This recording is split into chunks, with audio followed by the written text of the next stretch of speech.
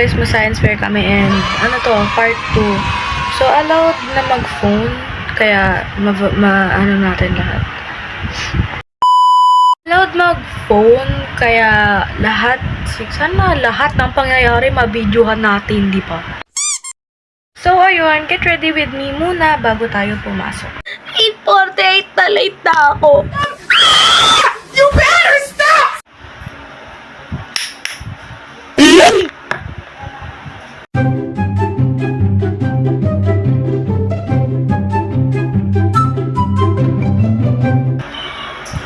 Ang hotdog. Bruh. So, magkakaroon lang tayo ng lashes kasi ito ang pinakamahirap na job sa buhay ko. Kailangan mo pa siyang ulit-ulitin, wag lang magkaitim yung talukat mo, te. Super.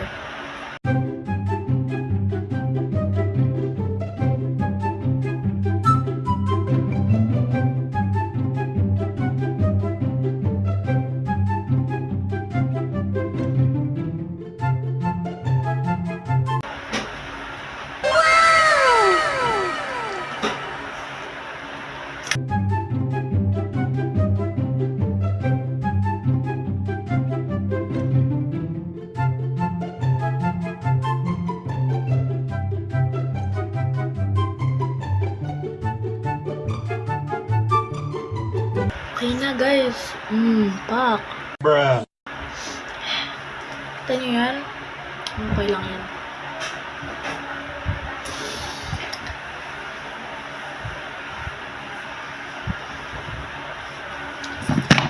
Ano pa ba? Kapag naging nakasik ng foundation kanina, hindi ko agad na-videohan yun, kaya time for glitters! Pero ito pa rin ako.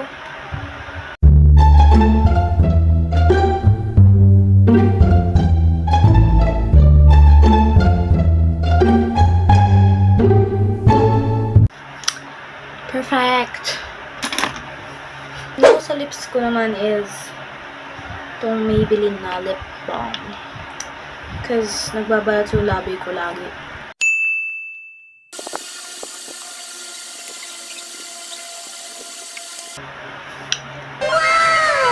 Okay. So, magbibihis na lang ako and magpaponi, then go to school. Hintay na lang natin yung sundo ko. Medyo matagal. Kasi may bibilin din siya. Yan na nga guys, nandito kami sa Minimart. I'm with my friends. Magmumukbang po kami for today's video. Masarap ba? Yummy. School guys. Kasi mag-start na event na, dito pa rin kami sa tindahan. Ano to, panuso ko sila dito. Pakita nga, pakita mo nga. There is a space that has no gravity.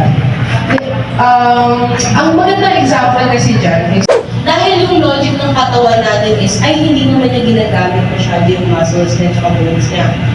So, kailangan natin mag-float, kailangan natin mag-move around.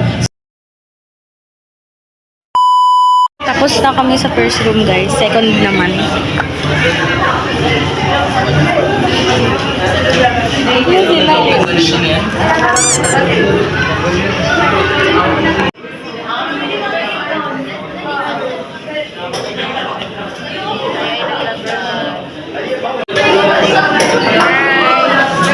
Saan yung iba?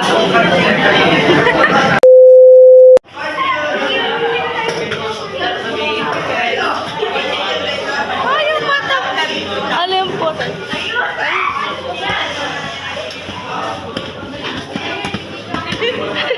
Pinaglalaroan mo na lang. Hindi naman naka-video. Ay, naka-video.